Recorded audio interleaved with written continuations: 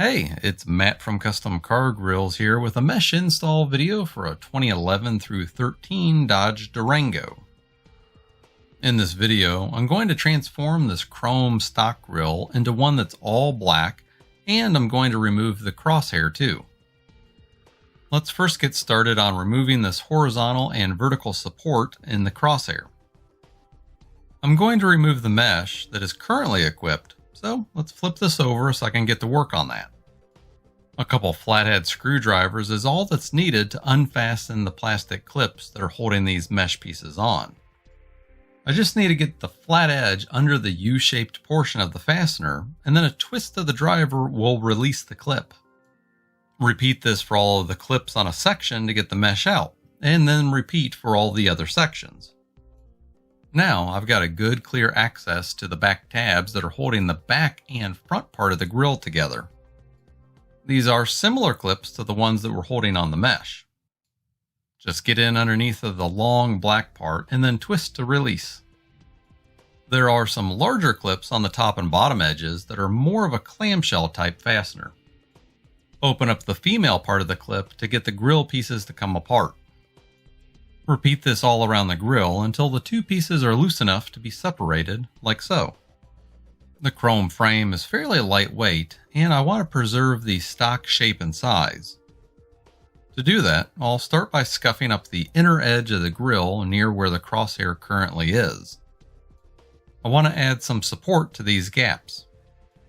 I'm using some scrap pieces of our HD small diamond mesh as a screen to hold some repair material that I'll use later on.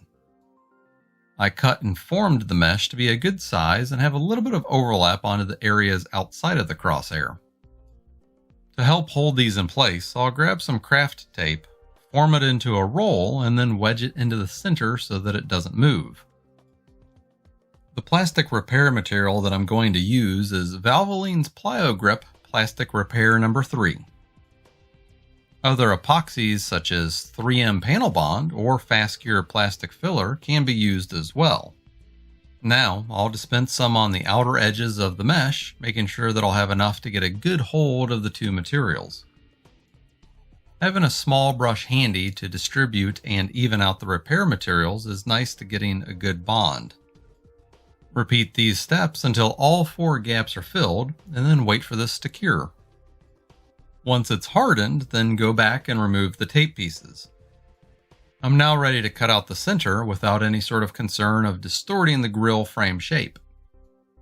To gut out the center, I like to use an open-ended saw blade like this one. It's simple but effective. I'm cutting near the edge, but leaving about 1/8 of an inch so that I don't have to worry about cutting too deep into the edge. These are fairly thin pieces and shouldn't take long to work through them.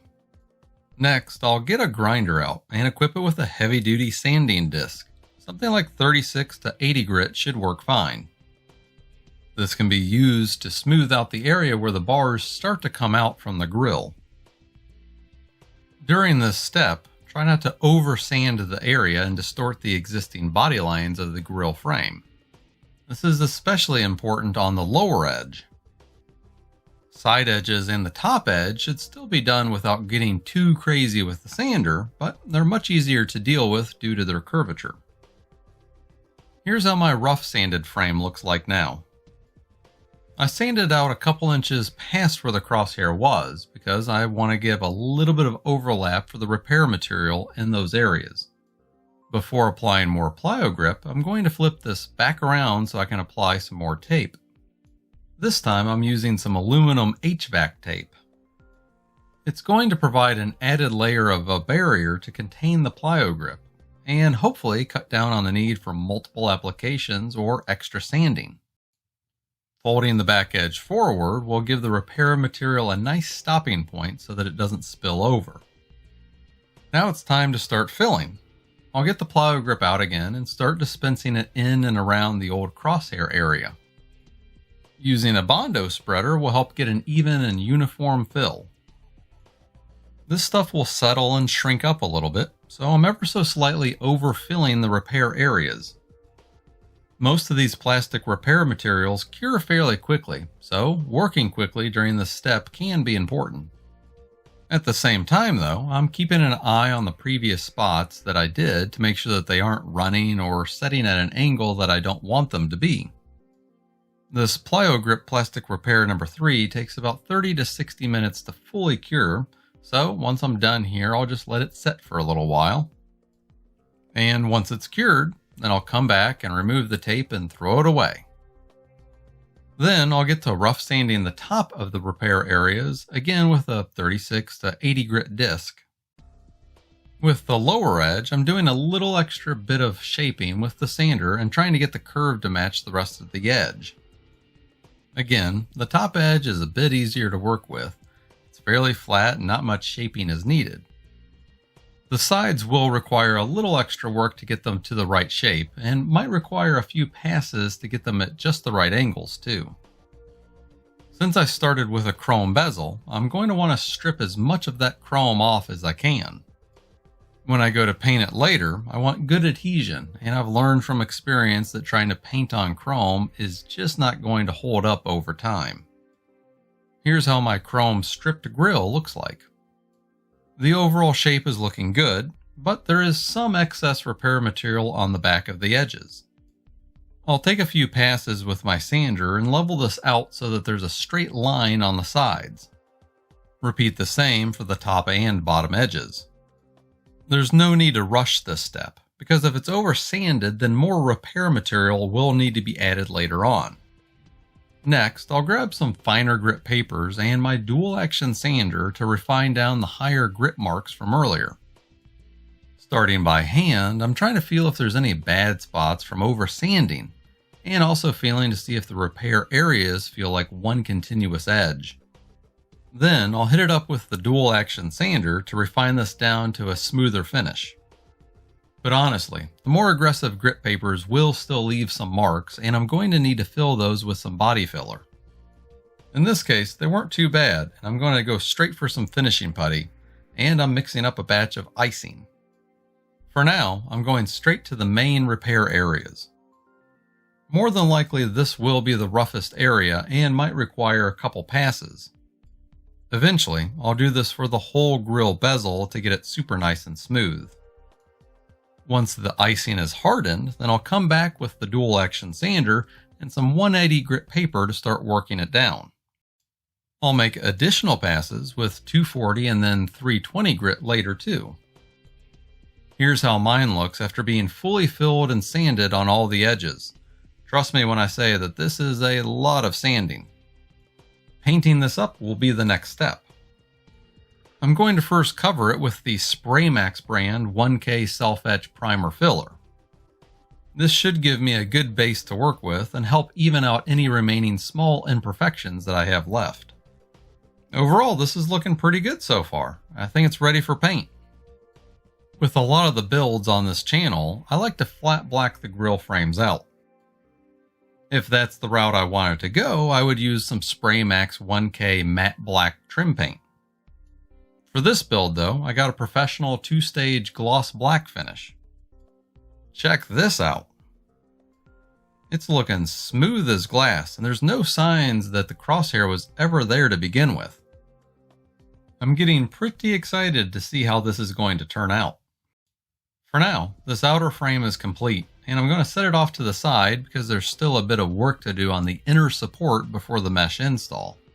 The plan is to cut out just enough of the inner area to allow the mesh to fit in, but also keep enough intact for the grill to securely snap back together. Here's an idea of the outline of the path that I took for the cuts as shown in this video. There's a few factors involved that may lead to needing to do more cutting or trimming of this part. If the back of the repair areas are built out really thick, then that's one reason why some extra cutting may be needed. The important thing to remember is to keep the fasteners intact so that they're still going to be working properly. After the cuts are made, there will be some burnt plastic bits. These can usually be picked off by hand, but sometimes may need to be cut off or sanded off. If they do need to be sanded, then something like an 80 grit paper will make short work of it. Once it's all cleaned up, then it's time to snap the two grill pieces together. Just line up the outer grill frame part with the fasteners and start pressing the grill clips together. Double check to make sure that nothing is bulging out or out of place before the mesh install. Speaking of which, here's the mesh piece that we have for sale on our website. This is pre-cut and pre-bent specifically for the 2011 through 13 Dodge Durango. We powder coated the mesh with a high gloss black finish. Also, a little added clearance has been added to the bottom and top edges, as well as the sides to accommodate a little extra thickness of the grill frame from the repairs. While the grill is face down, the mesh will lay on top of it with the bent tabs facing the front of the grill. Some minor adjustments of the bent mesh part may be needed depending on the thickness of the repair that was done.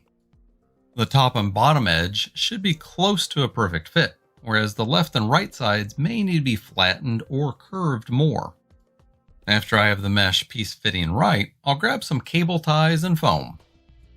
The ties will help hold the mesh tight up against the back of the grill frame, while the foam will help protect the finish of the grill frame from the ties. There's a few tab holes that these ties can be snaked through so that daisy chaining of the ties isn't needed. Also, just a note, I like having the head of the tie on the back of the mesh.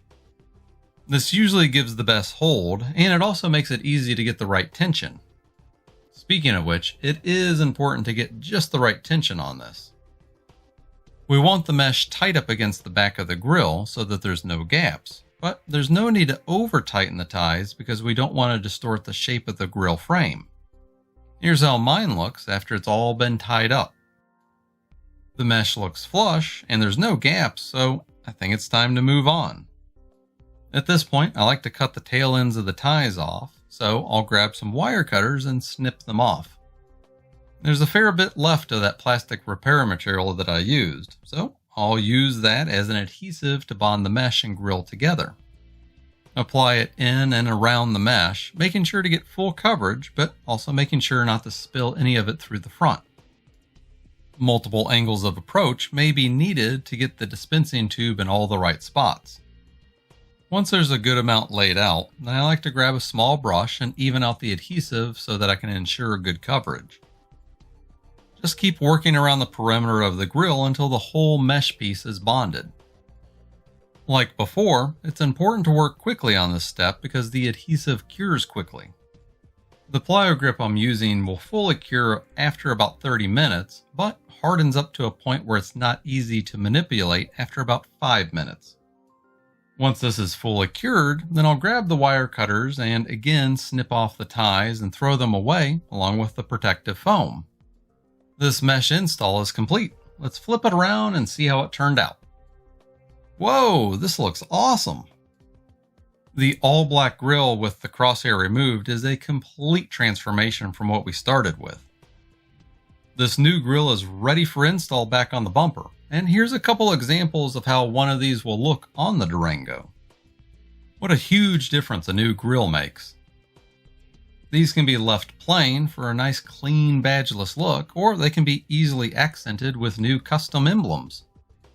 Well, that's all I've got for this video. I hope you liked it, and if you have any questions about this install, then feel free to contact me, and thanks for watching.